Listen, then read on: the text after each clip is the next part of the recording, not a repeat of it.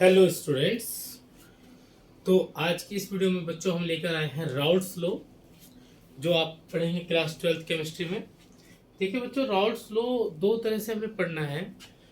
एक तो हमें पढ़ना है जहाँ पर दोनों ही हमारे सोल्यूट और सोलवेंट वोलेटाइल हो, और दूसरी कंडीशन में हमने राउल्ट्स लॉ पढ़ना है जहाँ पर हमारा सॉल्वेंट वोलेटाइल हो जबकि हमारा सोल्यूट जो है वो नॉन वोलेटाइल हो। तो आज की इस वीडियो में बच्चों हम राउल्ट्स लॉ हम कंप्लीट करेंगे वो वाला जिसमें हमारे दोनों ही सोल्यूट और सॉल्वेंट वोलेटाइल हो। ठीक है। तो बच्चों इससे पहले मैं समझाना चाहूंगा आपको वेपर प्रेशर। ठीक है, वेपर प्रेशर क्या होता है। देखिए वेपर प्रेशर को समझते हैं। तो बच्चों यहाँ पर एज्यूम करेंगे कि क्लोज कंटेनर है। एक क्लोज कंटेनर में हमने एक वोलेटाइल लिक्विड भर दिया है। वोलेटाइल लिक्विड क्या होता है बच्चों? वोलेटाइल लिक्विड होता है जो वेपर्स क्रिएट करता है ना, जिसकी वेपर बनती है। ठीक है बच्चों, तो हमारे पास कोई एक क्लोज कंटेनर है और उसमें हमने क्या डाल दिया है? Volatile liquid. अब बच्चों यहाँ पर धीरे धीरे इसकी वेपर्स बननी स्टार्ट हो जाएगी। यहाँ पर इसकी वेपर्स बननी स्टार्ट हो जाएंगी। ठीक है, लेकिन अभी हम इसको वेपर प्रेशर नहीं कहेंगे। इसको वेपर प्रेशर कब कहेंगे? अभी क्या होगा, देखो यहाँ पर वेपर बन रही होगी, वो इधर उधर टकरा रही होगी, है ना। यहाँ पर हम कह सकते हैं रेट ऑफ इवेपोरेशन स्टार्ट हो गया होगा, और धीरे धीरे रेट ऑफ इवेपोरेशन भी होगा और रेट ऑफ कंडेंसेशन भी होगा। दैट मीन्स आप समझ रहे हैं कि यहाँ पर एक इक्विलिब्रियम स्टेज अटेन कर लेगा। मतलब यहाँ पर जब रेट ऑफ इवेपोरेशन और रेट ऑफ कंडेंसेशन इक्वल हो जाए, मतलब एक इक्विलिब्रियम स्टेट आ जाए वेपर्स की लिक्विड के साथ, उस स्टेज पर जो वेपर्स कंटेनर पर प्रेशर एक्सर्ट करेगी उस प्रेशर को हम वेपर प्रेशर कहेंगे। क्लियर है बच्चों? वीडियो के साथ बने रहना, आपको पूरा टॉपिक अच्छे से समझा दूंगा। ठीक है, तो बच्चों यहाँ पर देखिए डेफिनेशन में भी हमने लिखा है the pressure exerted by the vapours above the liquid surface in equilibrium with the liquid at a given temperature is called vapour pressure. ठीक है, तो किसी लिक्विड के ऊपर जो वेपर बनती है हमारी उस लिक्विड की, यानी कि जो वेपर प्रेशर बनता है जिसमें वेपर लिक्विड के साथ इक्विलिब्रियम में हो, उस वेपर प्रेशर को हम जो वेपर्स के द्वारा लगाया जा रहा है उसे वेपर प्रेशर कहेंगे। ठीक है बच्चों, तो अभी राउल्ट्स लॉ समझते हैं। राउल्ट्स लॉ क्या है? राउल्ट्स लॉ में बच्चों हमारे पास दो कंपोनेंट होते हैं। ठीक है, दो कंपोनेंट। देखिए राउल्ट्स लॉ जहां पर आपके पास जो कवर करेंगे उसमें लिखा है Raoult's law for solutions containing volatile liquids.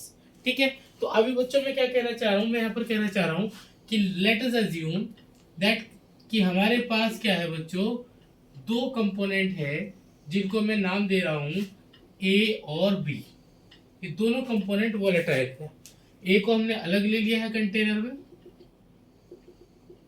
और बी को हमने अलग कंटेनर में ले लिया है। ये दोनों ही कैसे हैं? वोलेटाइल नेचर के हैं।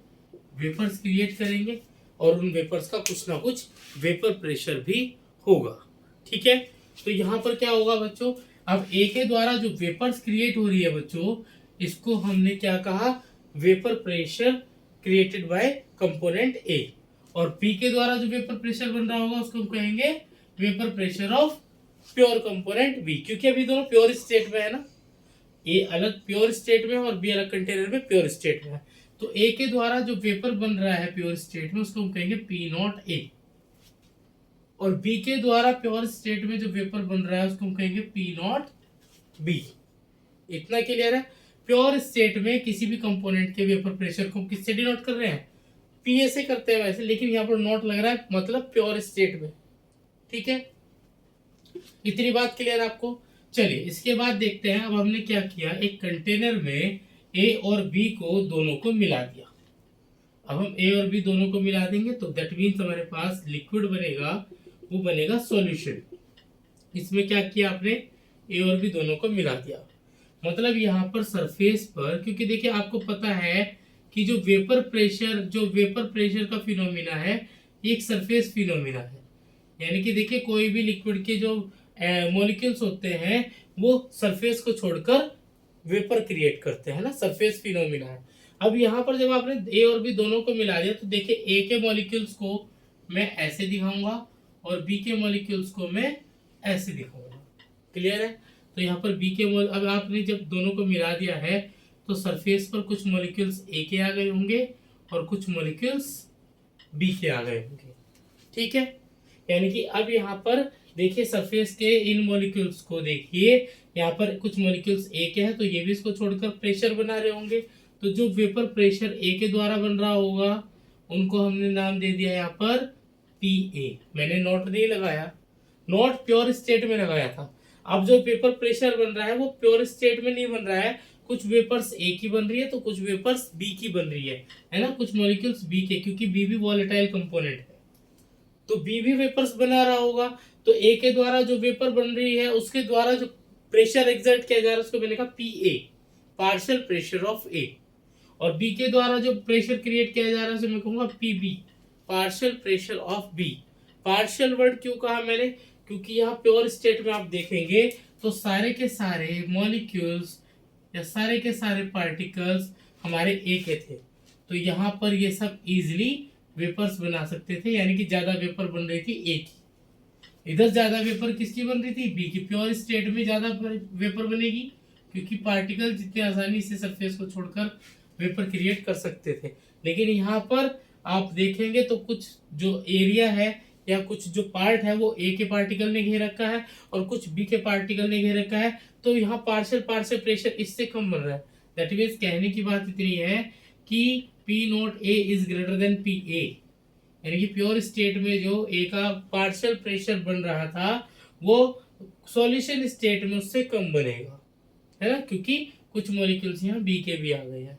इसी तरह से मैं कह सकता हूँ P naught B is greater than P B, ये हम कह सकते हैं, है ना।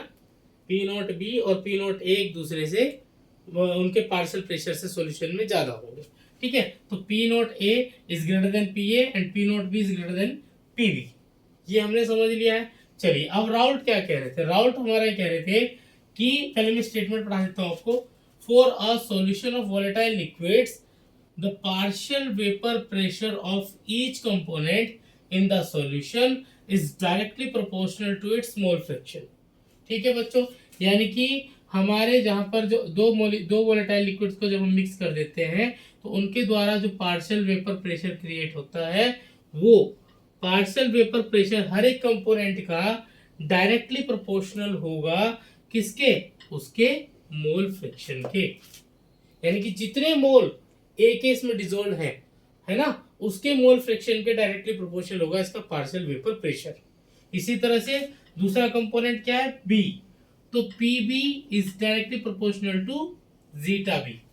देखिए यही राउल्ट्स कह रहा है, for a solution of volatile liquids the partial vapour pressure of each component in the solution is directly proportional to its mole fraction। हर एक कंपोनेंट का पार्शियल वेपर प्रेशर सॉल्यूशन में उसके मोल फ्रैक्शन के directly proportional होगा। ठीक है, इतनी बात क्लियर हो गई। तो राउल्ट्स ने क्या कहा, अगर दो सॉल्यूशन है हमारे पास ए और बी, दोनों ही वोलेटाइल है, तो P A is directly proportional to zeta A and P B is directly proportional to zeta B. इतनी बात क्लियर है। पहले इसका स्क्रीनशॉट ले लीजिए, मैं मिटाने वाला हूं उसको। चलिए, तो यहां पर अभी बात करें तो ये मैं मिटा देता हूं।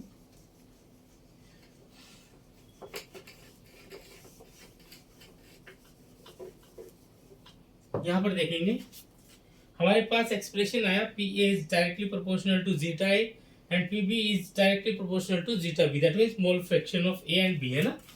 तो यहाँ पर हम डायरेक्टली प्रोपोर्शनल का साइन हटाने के लिए कांस्टेंट वैल्यू लेंगे। यहाँ पर जो कांस्टेंट वैल्यू ली गई है वो ली गई है इन्हीं के प्योर स्टेट में वेपर प्रेशर की value P A into zeta A. इसी तरह से हम कह सकते हैं P B is equals to P not B zeta B. ये हमारे क्या है, partial vapour pressure of A and B in pure state, और इन्हीं को हमने कांस्टेंट लिया है।